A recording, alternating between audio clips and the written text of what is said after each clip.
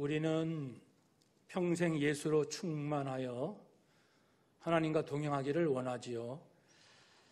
그래서 우리의 신앙을 돕기 위하여 교회는 교회력이 존재합니다.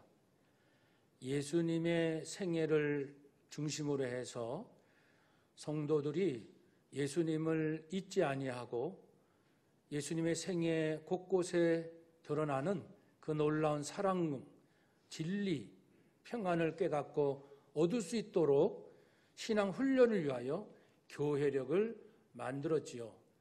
대림절로 시작하지요. 그리고 성탄절, 예수님께서 세례 받으시는 수세일, 그리고 오늘 산상변모주일, 그리고 다음 주 이번 주 수요일부터 시작되는 사순절, 마지막 한 주간은 고난주간, 부활절, 성령이 오십니다. 성령강림주일, 그 전에 예수님의 승천일이 있고요. 성령강림 이후에 이제 성부, 성자, 성령 삼일째 하나님의 온전한 모습을 우리가 확인할 수 있기에 삼위일체 주일, 그리고 이어서 성령님과 함께 주님 오실 때까지 교회 중심으로 살아가는 날들이 지속되다가 다시 11월 마지막 주일쯤 대림절 다시 시작되는 거죠. 오늘은 산상변모주일입니다. 예수님 공생의 3년 동안 후반기에 있었던 아주 중요한 특별한 신비로운 사건입니다. 우리 예수님은 이 땅에 오셔서 크게 두 가지 일을 하셔요. 인간을 구원하시기 위한 목적으로 말입니다. 그 목적을 이루시기 위하여 먼저는 예수가 그리스도, 예수는 메시아이시다 라는 사실을 알도록 믿을 수 있도록 돕는 일이고요. 그래서 말씀으로, 기적으로, 때로는 신비로운 사건으로 백성들의 마음을 일깨워 주시고, 크게 두 번째는 실제로 죄인들을 구원하시기 위하여 십자가에 달려 죽으시고 3일 후 부활하신 이 일을 예수님이 하셨습니다. 오늘 본문 변화산에서 일어난 이 사건은요, 누가복음 9장, 마태복음 17장, 마가복음 9장에도 함께 등장하는 말씀입니다. 내용들이 약간씩 조금 다른 면이 있어요. 그래서 이 세 복음서를 함께 모아보면은 좀 더 풍성한 그림을 우리가 얻을 수가 있습니다. 그 내용을 바탕으로 해서 우리 말씀을 나누고자 합니다. 예수님과 함께 산에 오른 제자는 3명이지요. 베드로, 야고보, 요한. 야고보와 요한은 친형제입니다. 베드로의 친형제는 안드레죠. 여기에는 이제 빠져 있고요. 그래서 이 세 사람이 주님과 함께 높은 산에 오릅니다. 산에 오르는 목적은 예수님께서 기도하시기 위하여. 무엇을 기도하셨을까요? 이제 머지않아 십자가에서 달려 죽으시는데 아마도 요한복음 17장의 대제사장의 기도처럼 예수님은 그토록 전하셨던 하나님 나라 복음과 제자들이 믿음을 잘 지키고 성장하기를 바라시는 마음, 그리고 자신의 죽음과 부활을 품고 기도하셨을 것입니다. 높은 산에 오르셨어요. 아마도 헬몬산으로 추정되는데 2850m니까 백두산보다 조금 더 높은 산입니다. 그곳에 제자 3명을 데리시고 이제 올라가셔서 기도하시는데, 기도 중에 어떤 사건이 일어나고 제자들은 그만 피곤했던지 깊이 잠들고 말았습니다. 이 제자들은 사실 특별한 어떤 능력이 있어서 뛰어나서 세 사람으로 줄여진 건 아니죠. 12명의 제자 중에 다시금 이렇게 주님께서 택하신 것은 전적인 주님의 은혜였습니다. 그래서 세 제자는 이 신비로운 사건을 경험하는 특권을 얻음과 동시에 이 주님의 영광을 세상에 전하는 그런 거룩한 책임도 있게 됩니다. 우리는 오늘 본문을 통해서 무엇보다 예수는 그리스도, 예수는 메시아, 예수님만이 유일한 구세주이십니다. 이것을 알고 믿을 수 있도록 하는 4가지 내용을 중요하게 다루고자 합니다. 예수님이 메시아임을 알고 믿을 수 있는 첫 번째 내용, 증거는 무엇입니까? 그것은요, 예수님의 변화된 모습입니다. 변화된 모습. 그것은 예수님의 용모가 변화되고 마태복음 표현대로 예수님의 얼굴이 해같이 빛났다고 했습니다. 성경에서 해는 하나님이나 천사를 묘사할 때 주로 사용하고요. 예수님이 부활하신 다음에 그 모습, 계시록 1장 16절에 있는 것처럼 예수님의 얼굴은 해가 힘있게 비치는 그러한 놀라운 모습이었다고 했고요. 예수님의 옷은 휘어졌습니다. 흰색은 이 하늘의 색깔, 천사의 옷의 색깔로 주로 사용하지요. 흰색은 평화, 순결, 사랑을 뜻합니다. 그래서 오늘 제가 이 스톨 색깔하고 요 강단에 있는 요 드림천 색깔이 하얗게 된 것은 예수님의 영광이 드러난 산상변모주의를 기념하기 위해서 하얀 스톨로 했습니다. 흰색은 이처럼 천사들뿐 아니라 예수님의 그 거룩하심, 순결하심도 나타내주고 있습니다. 광채가 나더라. 예수님의 영광스러운 몸에서 발산돼 뿜어져 나오는 찬란한 빛, 생생하게 묘사하고 있습니다. 실제로 예수님을 영적으로 만나본 여러 사람들의 얘기의 공통점은 예수님 안에서 놀라운 빛이, 밝은 광채가 눈부신 그런 것이 계속 나온다는 것을 증언합니다. 이처럼 예수님의 모습이 거룩하게 변화된 이 모습을 통해서 우리는 예수님께서 하나님의 아들이시구나, 또 예수님은 십자가에 죽으실지라도 다시 영광을 얻으시겠구나 라는 것을 알 수 있고요. 예수님께서 부활하신 다음에 천국에서도 영광을 누리시겠구나. 그래서 하나님 보좌 우편에 계시지 않습니까? 재림하실 때는 어떨까요?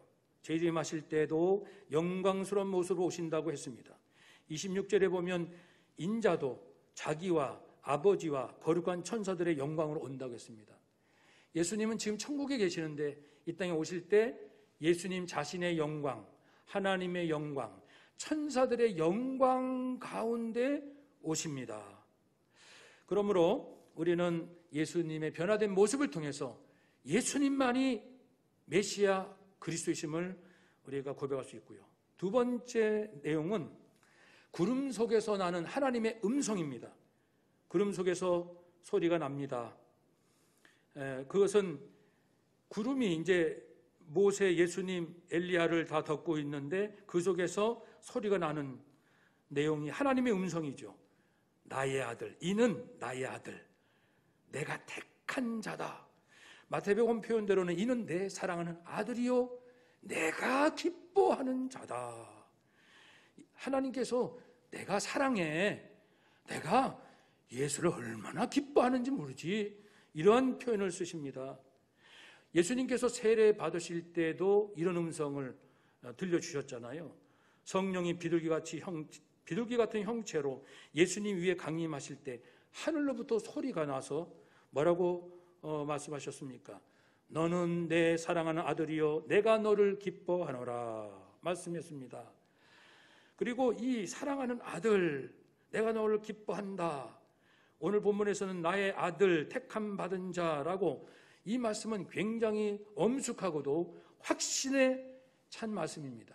왜냐하면 불과 며칠 전에, 이 사건 며칠 전에 베드로가 예수님에 대하여 뭐라고 고백했냐면 주는 그리스도시요 살아계신 하나님의 아들이십니다. 그랬더니 예수님께서 이것은 네가 아는 게 아니다, 하나님께서 알려주신 거다라고 말씀하신 베드로의 고백이 정말 맞다라는 것을 하나님의 음성으로 확신시켜 주고 계십니다. 그러므로 예수님이 메시아임을 알 수 있는 두 번째 증거는 하늘에서 들려진 하나님의 음성이죠. 세 번째 증거는 무엇입니까? 그것은 모세, 엘리야, 이 두 사람과 예수님과의 관계입니다. 지금 변화산에 섰을 때 예수님 이렇게 찬란하게 변화되시고 갑자기 모세와 엘리야가 나타났습니다. 모세와 엘리야가 나타났는데 모세는 누굽니까? 율법의 대표자요 시내산에서 하나님의 영광을 직접 본, 체험한 특별한 경험이 있는 자고, 그리고 장차 하나님께서 메시아를 보내실 거라고 신명기에서 언급했던 모세입니다. 엘리야는 누구죠? 엘리야는 이 선지자 중에 대표요, 예언 중에 대표자입니다. 그리고 엘리야는 이제 앞으로 메시아가 오실 텐데 그 메시아의 길을 예비하는 역할을 하는, 선구자 역할을 하는 자다라고 말라기 선지자가 예언한 바 있습니다. 그리고 엘리야 역시 호렙산에서 하나님의 영광을 체험한 특별한 신비 체험이 있는 자이죠. 죽지 않고 하늘에 올라간 그러한 놀라운 사람입니다. 이 모세와 엘리야란 율법과 선지서, 즉 구약을 대표하는, 구약을 의미합니다. 그 예수님 옆에 구약이 서 있다라는 거죠. 사랑하는 여러분, 그러므로 이제 예수님을 중심으로 예수님의 영광이 거기서 뿜어져 나오고 좌우에 구약이 서 있습니다. 예수님은 구약을 완성하시는 분이시다라는 의미고, 모세와 엘리야는 구약의 대표이지만 그는 예수 복음, 예수 천국 복음에 그들은 보조 역할을 한다라는 것을 의미합니다. 마태복음 5장 17절, 18절에서 말씀하셨잖아요. 예수님께서 말씀하시기를, 내가 이 땅에 온 것은 율법, 선지자, 즉 구약을 폐하러 온 줄로 생각하느냐. 내가 마치 구약은 필요 없어, 쓰레기야, 쓸데없어, 그게 뭐야, 이렇게 내가 구약을 내팽개칠 줄 아느냐? 아니지, 나는 구약을 완성하러 왔다. 모세의 율법은 하나님의 말씀이잖아요. 하나님께서 모세의 율법을 주셨지만 그 율법은 그림자입니다. 실상은 예수님의 복음이죠. 그럼 왜 그림자였습니까? 하나님께서는 아직 때가 되지 아니했기 때문에 예수님이 이 땅에 오시지 않았고, 그 전에 이스라엘 백성을 특별히 선택하시고 그들의 생활, 그들의 위생 상태, 그들의 마음에, 그리고 고대 근동의 여러 문화 가운데 젖어 있는 모든 것을 종합적으로 고려하셔서 그들이 하나님을 어떻게 섬기며 서로는 어떻게 사랑할 것이며 그리고 건강을 어떻게 유지할 것인가, 그 부분에 그들의 맞춘, 거기에 요즘으로 하면 이제 맞춤입니다. 맞춤. 그들의 현주소, 그들의 영적, 정신적, 그리고 위생적인, 문화적인 모든 걸 고려해서 인생이 어떻게 살아야 할지를 주신 것이 율법인데, 이제는 이스라엘에게 적용되는 것이 아니라 전 인류에게 적용될 말씀이 드디어 때가 되어 왔으니 예수 그리스도 그분의 말씀 아닙니까? 그래서 이제는 이 구약을 완성하러 예수님이 오셨다라고 했습니다. 이 모세와 엘리야 그리고 예수님과의 관계에서 예수님이 메시아임을 우리는 알 수 있습니다. 네 번째 증거는요, 예수님의 죽으심입니다. 이 죽으심이 대속 죄인들을 구원하기 위한 죽으심이다 라는 것을 통해서 알 수 있다는 겁니다. 그러니까 모세와 엘리야가 갑자기 나타났잖아요. 예, 한 500년, 600년, 700년 또는 1400년 전에 이 사람이 갑자기 나타났는데 뭐라고 말하냐면, 예수님이 예루살렘에서 죽을 것이다, 별세할 것이다. 아니, 지금 예수님이 찬란하게 변화되는 영광스러운 이 현장에 그들이 나타나서 한다는 이야기가 인간적으로 하면 되게 기분 나쁘게, 예수님은 죽으실 거야? 이거 얼마나 보편적인 인간의 마음에 맞지 않는 얘기입니까? 그렇다는 것은 예수님의 영광은 죽음을 통해서 드러나고 예수님의 죽음을 통하여 죄인들이 구원받을 것을 암시하고 있습니다. 이것이 어디에서 또 확증이 되냐면 요한복음 12장 28절에 보면 재밌는, 우리가 잘 접하지 않는 내용이 있습니다. 그것은 예수님께서 이 고난주간 첫 번째가 그 종료주일이잖아요. 어린 낙이 새끼를 타시고 예루살렘 성에 입성하시잖아요. 그런 다음에 월, 화, 수, 목, 금요일 오전 9시에 십자가에 달리시고 오후 3시까지 6시간 동안 십자가에 계시다가 운명하시지 않습니까?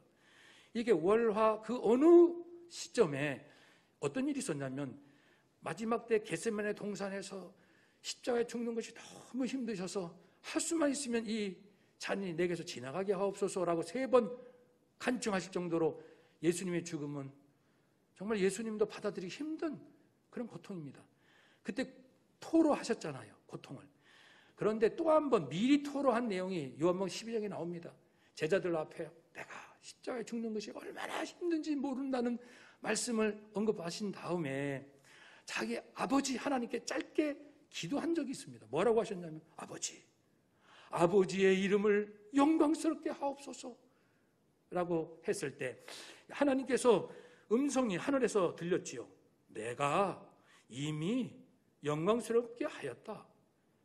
그리고 또한 또다시 영광스럽게 하리라. 무슨 뜻입니까? 예수님께서 이 땅에 인간으로 오셔서 많은 일들을 하셨잖아요. 복음을 전하시고 가르치시고 병자 고치시고 귀신 쫓아내시고 수많은 사람들의 어그러진 인간관계를 회복시키시는 이런 일들 통해서 예수님의 그런 일을 통해서 예수님을 보내신 하나님께서 영광을 받으셨어요. 그런데 말씀하시기를 내가 또다시 영광을 얻으리라. 즉 조금 전에 예수님께서 하나님께 제자들 앞에 나 죽는 건 너무너무 힘들어요. 그 말씀을 하셨거든요. 내가 또다시 영광을 받으리라. 그것은 예수의 죽음을 통해서 예수의 아버지인 아버지인 내가 다시 한번 영광을 받으리라 라는 말씀을 하셨습니다. 예수님의 죽으심이, 아들의 죽음이 아버지께는 영광이다. 아들의 처참한 고통과 말로 형용해서 견딜 수 없는 그런 아픔이 아버지에겐 영광이다. 또 다른 쪽 표현에서는 아버지는 기뻐하신다고 했잖아요. 인간적으로 도무지 이해할 수 없는 이런 일들입니다. 그것은 인간, 죄인을 구원하시는 이 일을 놓고서 하면 이해가 되는 거죠. 아버지 하나님께서 얼마나 죄인들을 구원하기 원하셨으면 자기 아들이 처참하게 죽는 것을 기뻐하실 정도로 죄인 구원을 기뻐하셨다라는 것입니다. 방금 4가지 말씀드렸죠. 예수님이 메시아임을 알고 또 믿을 수 있는 것은 하나는 뭐였습니까? 예수님의 변화된 놀라운 모습, 그리고 하나님의 그 들려진 음성, 그리고 구약을 완성시키신 그 모습, 예수님의 대속의 죽으심입니다. 이 4가지 모습을 통해서 사람들로 하여금 이 사건을 기억하고 보는 사람들로 하여금 맞아, 예수가 그리스도, 예수는 메시아이셔, 유일한 구세주이셔 라는 믿음을 갖도록 하십니다. 그런데 이것은 2000년 전에 있었던 일이잖아요. 그 변화산에서 아마 이제 헤르몬선이라고 추정이 되는데, 그럼 오늘 우리는 이 4가지가 어떻게 와닿게 할 수 있겠습니까? 예수님의 그 아름다운 변화된 모습을 오늘로서는 우리가 천국에 계신 예수님을 사모하는 거예요. 천국에 계신 예수님을 보고 싶어하고, 천국에 계신 예수님의 그 아름다운 모습이 요한계시록 1장에도 나와 있는 것처럼 19가지가 쭉 나오거든요. 우리 예수님 이런 모습이시네. 아름다우시겠다. 우리 주님 보고 싶어요. 천국에 계신 예수님을 날마다 보고 싶어하는 그런 마음을 갖고요. 그리고 하나님의 음성이 들려진 것처럼 예수님에 대하여 우리도 성경을 읽을 때 이것은 예수님의 아름다운 성품, 사랑, 공의를 나타내는구나. 예수님은 누구신가 찬송가에도 있지만은 예수님의 그 모습, 특히 복음서를 보면서 예수님을 깊이 만나는 것. 또 한 가지는 구약의 완성이라고 했습니다. 그렇다는 것은 우리가 구약 성경을 읽을 때 그냥 단지 구약의 역사적인 배경, 문화적인 또는 그 당시에 여러 가지를 연구해서 이런 뜻이구나, 그것으로 그쳐서는 안 되고, 구약을 완전시키신 분이 예수님이시니까 예수님이 메시아임을 확실히 알고 그 예수님에 대하여 구약에서 예수님의 모습을 미리 예언, 아주 정확하게 예언한 내용, 마치 이사야 53장에처럼 예수님은 고난받는 종, 메시아는 메시아인데 십자가에서 고난받는 그런 모습이 정확히 예언되어 있었잖아요. 베들레헴에서 태어나리라. 그리고 또 어린 시절 애굽으로 도피하시리라. 십자가에 죽으시리라. 콕콕 찍어서 예언한 내용들을 보면서 과연 우리 예수님 예언대로 되셨구나. 또 한 가지는 예표. 그런 정확한 예언은 아니지만 이제 예를 들면 모세는 율법의 대표자로서 이스라엘 백성을 이끌었지만 여호수아가 가나안 땅에 약속의 땅에 들어간 것처럼 이제 율법은 그치고 예수님이 다시금 복음의 새 시대를 연다. 그러니까 여호수아를 볼 때 예수님을 예표하는구나 라고 깨닫거든요. 그러니까 예표할 수 있는, 구약을 읽을 때 예언과 예표를 찾아서 예수님을 만나는 그러한 구약 읽기, 그리고 대속의 죽으심, 오늘도 우리는 날마다 예수 피 예수 생명을 기억하고 찬양하고 노래하고 음미하고 그렇게 해야 됩니다. 예수 피라는 단어를 좋아하는 사람은 없어요. 그러나 예수 피는 달라요. 예수 피는 우리를 살리고 우리를 위하여 흘리신 생명입니다. 주님의. 그러면 날마다 예수 피 예수 생명, 저도 매일같이 하나님 예수 피 예수 생명으로 저를 머리부터 발끝까지 덮어주세요라고 수도 없이 기도합니다. 지금도 예수님의 생명, 아니 어떻게 예수님은 자신의 생명을 내어줄 수 있으셨지? 어떻게 힘든 일을 결단하시고 실행하셨을까? 그걸 묵상하면 예수님께서 당신의 생명을 우리에게 내어주신 그것을 음미해 보면 몇 가지 중요한 메시지가 나옵니다. 예수님께서 나를 위하여 죽으셨으니 감사, 최고의 감사는 나를 위하여 생명 주신 것이고, 그러니까 다른 거는 사실 시시합니다. 예수님께서 나를 위하여 죽으신 것을 감사할 줄 아는 사람은 인생에 어떤 거 가지고 감사하니 마느니 그런 차원이 되겠습니까? 모든 것이 감사죠. 예수님은 나를 얼마나 사랑하셨으면 이 원수 같고 하나님의 진노 아래에 있는 버러지 같고 이런 막대기 같은 나를 위하여 죽으시다니, 나를 굉장히 사랑하시는가 봐. 그래, 그러면 나도 사랑해야지. 나도 주님 사랑하고 나도 사람들을 사랑해야지 라는 걸 깨닫잖아요. 아니 예수님께서 십자가에 죽으신 것은 나의 죄 때문이라? 내가 지은 죄가 얼마나 악하고 독하고 심했으면 하나님의 아들이 죽기까지 하셔야 했을까? 죄 정말 무서운 거구나. 주님이 나의 죄 때문에 죽으셨다면 나는 더 이상 죄를 지면 안 되겠다. 죄 짓지 말고 살아야지. 이러한 다짐과 결심이 서지 않겠습니까? 우리 예수님 하나님께 보냄을 받아서 십자가에 죽는 그 죽음의 사명 가지고 오셨는데 힘들고 어렵고 포기하고 싶고 도망치고 싶으셔도 끝까지 그 십자가 사명 감당하신 걸 보면 하나님께서 내게 주신 사명, 비록 힘들고 어려워도 나도 끝까지 그 사명을 감당하리라, 이런 생각이 들죠. 우리 예수님은 하나님과 죄인들 사이에서 중보 역할을 하셨으니 나도 내 가족, 내 친척들 하나님 잘 믿고 섬기도록 중보 기도해야지, 이 중간의 역할들을 할 수 있는 거 아닙니까? 예수님은 한 사람의 영혼을 구원하기 위하여 복음을 전하셨습니다. 죽으셨습니다. 그러니 나도 내 인생의 가장 중요한 것은 복음을 전하는 것, 구원받도록 내 친척, 직장 동료들에게 복음을 전하는 것, 그거 해야지. 예수님은 당신이 가진 모든 것을 아무 조건 없이, 일체의 아무런 조건 없이 예수님은 당신이 가지신 모든 것을 나눠주셨습니다. 선입니다. 그래, 그러면 나도 우리 주님을 본받아서 내 아내, 내 남편한테 이유 없이 난 사랑할 거야. 내 자식이 어떻든 아무 조건 없이 나는 내 자녀들을 사랑하고 축복할 거야. 친척들을, 우리 성도들을 그렇게 다짐하지 않습니까? 매일같이 예수 피, 예수님, 주님이 날 위해서 바치신 그 생명, 바치신 그 마음, 방금 7가지 말씀에 그 마음을 늘 묵상하면서 감사드리고 감격하고 나도 그렇게 살아야지 다짐하는 이런 걸 통해서 예수님만이 메시아임을 삶 속에서 우리가 여전히 누릴 수가 있습니다. 이제 제자들의 태도를 잠깐 보겠습니다. 이러한 예수님은 메시아심을 드러내실 때 제자들은 졸고 있다가 갑자기 깨어났어요. 왜냐하면 그 영광의 광채가 너무 강렬해서 깜짝 깨어난 것으로 보입니다. 제정신이 아니에요. 지금 제자들이 너무 어마어마한 광경을 지금 보고 있는 거예요. 그러니까 얼떨결에 베드로가 뭐라고 말하냐면, 주님이 만약 원하신다면, 그건 마태복음에 있는 표현이에요. 초막 셋을 짓겠습니다. 하나는 주님, 하나는 모세, 엘리야를 위하여. 그렇게 하면 좋겠어요. 그러면 이 초막 셋을 짓겠다라는 베드로의 이 고백은 좋게 볼 수 있는 면도 있고 부정적으로 볼 수 있는 면도 있어요. 좋게 본다면은 아랍의 그 문화권에 있는 것처럼 우리 집에 귀한 손님이 오시면 손님을 위해서 초막을 지어주는 관습이 있는 것처럼 예수님, 모세, 엘리야를 향한 존경과 이해를 표하는 것이고, 그리고 이 찬란한 영광을 두렵기도 하지만 이런 모습들을 오래오래 좀 느끼고 싶은 그런 마음도 있을 수 있어요.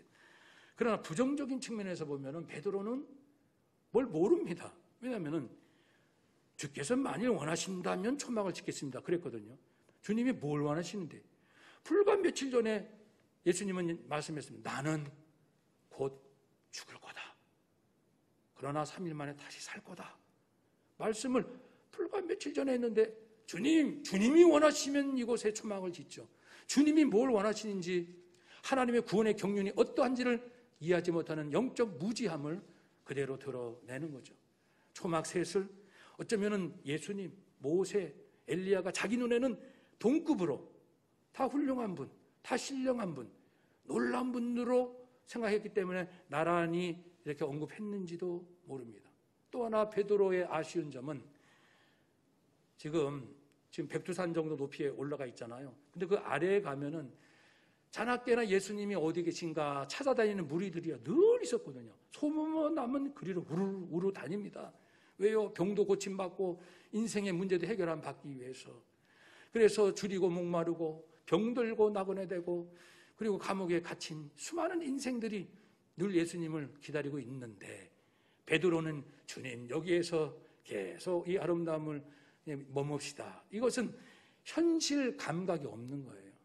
산 아래에서 지금 얼마나 많은 병든 인생들이 예수님을 지금 찾고 있는, 그거를 알지 못하는 베드로의 모습, 이런 부정적인 모습도 보시죠. 어쨌든 베드로는 정신없이 초막셋을 지었으면 좋겠습니다라고 말을 했는데, 오늘 본문에 보면 두려워서 그랬다. 두려워서. 이 현상들이 너무 공포스럽고 두려워서 얼떨결에 자기도 무슨 말인지 모르고 막 말을 하는 거예요.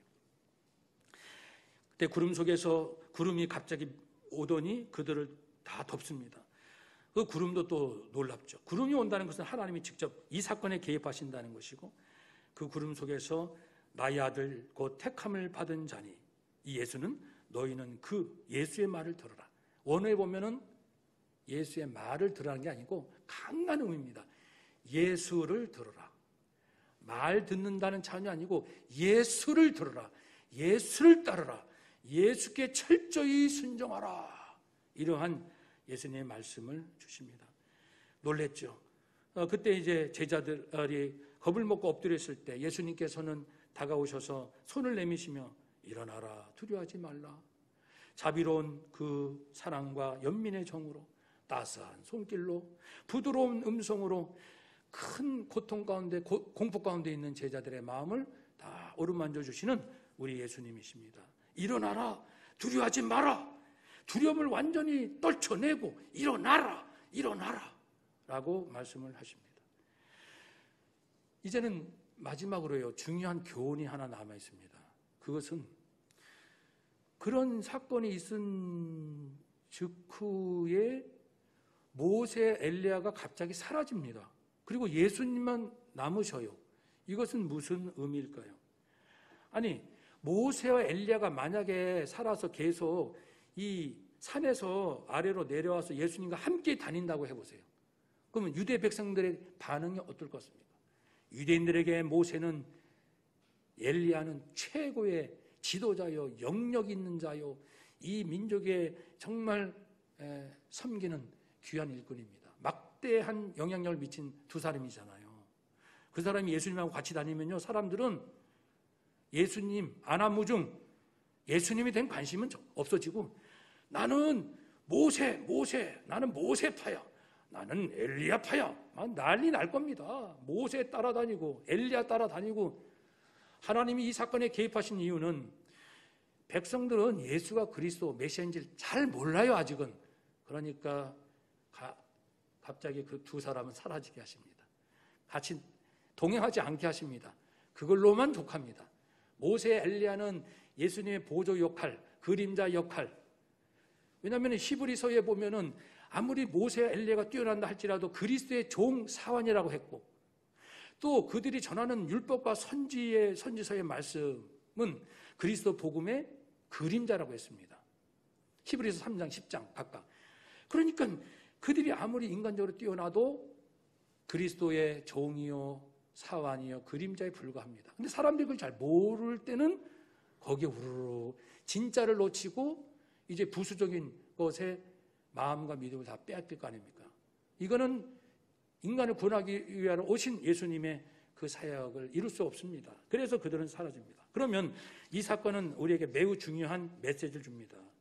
우리가 아무리 목회를 하고 성도들이 교회에서 사역을 훌륭하게 한다 할지라도 이제는 내일은 내 사명은 사명이지만 그것으로 하나님의 영광, 그리스도의 영광을 빼앗아서는 안 됩니다. 물론 우리가 하나님께 순종하면요, 지금 모세 엘리야처럼 영광을 받아요. 아니 어느 누가 감히 예수님 옆에 이렇게 설 수가 있겠습니까? 그 놀라운 장소에. 이것은 모세는 모세대로, 엘리야는 엘리야대로 정말 목숨을 각오하고 주님의 길을 따랐던 사람들입니다. 그래서 하나님께서 보상을 해주시는 거예요. 영광스럽게 해주십니다. 그러니까 우리도 순종하고 충성하면 적절한 영광과 축복을 받습니다. 그러나 내가 그 영광을 누릴지라도, 하나님의 영광을 누릴지라도 하나님의 영광을 가려서는 안 되는 거예요. 전 세계 가장 큰 교회 목회자라 할지라도 얼마나 충성하고 헌신했겠습니까? 그 수고와 애씀에 대한 하나님의 영광은 얻을 수 있어도 그것이 오바가 돼서 하나님의 영광을 가로채는 이런 위험한 일을 해서는 안 되죠. 우리가 교회를 위하여, 가정을 위하여, 무엇을 위하여 하나님의 뜻대로 충성봉사할 수 있습니다. 그래서 많은 영광을 누릴 수 있어요. 축복도 받을 수 있습니다.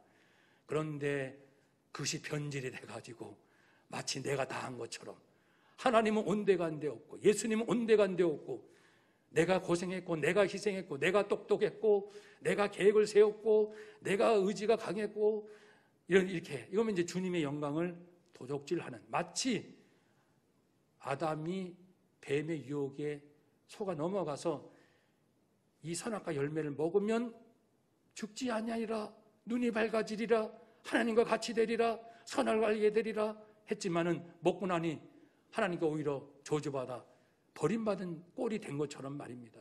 조심해야 됩니다. 우리뿐만 아니죠.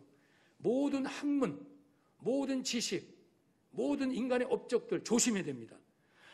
그들이 하나님의 은혜로 영광을 누릴 수는 있으나 지식이 변질돼서 예수는 그리스도가 아니요, 하나님은 없습니다. 지식이 그 길로 간다면은 끝내 하나님은 마지막 때에 그들을 심판하시고 그들은 버림받을 것입니다. 결론입니다. 21세기 우리가 사는 시대는 참으로 감당하기 어려울 만큼, 현기증이 날 만큼 매일같이 여러 영성적인 측면의 지식들, 인문과 사회가 자연과 모든 면에서 폭발적인 지식들이 쏟아지고 있습니다. 그러나 기억해야 합니다. 예수는 그리스도이십니다. 예수님은 유일한 구세주이십니다. 성경은 이 사실을 사람들로 하여금 알고 믿을 수 있도록 여러 가지 말씀과 기적과 신비적 사건들로 통해서 증언해 주십니다. 그래서 우리는 이 혼란한 시대이지만 우리의 믿음과 마음을 굳게 지켜야 합니다. 하나님께 순종하는 길, 그리고 내가 무엇을 얻었고 한다 할지라도 예수가 메시아임을 부정하지 않고 오히려 예수가 그리스도심을 드러내는 그 길이 마지막 내 인생을 영광스럽게 할 것입니다. 사랑하는 여러분, 코로나19 힘든 상황에서도, 그리고 인류 문명의 대변혁기라고 하는 지금 이 시간, 이 시대, 나는 길이요 진리요 생명이니 나는 부활이요 생명이니 라고 말씀하신 우리 예수님과 매일같이 생생하게 동행하셔서 늘 영적으로 승리하시고 나도 구원받고 너도 구원받고 이민족이 구원받는 그런 은혜와 축복이 있으시기를 주 이름으로 축복합니다. 아멘. 기도하겠습니다.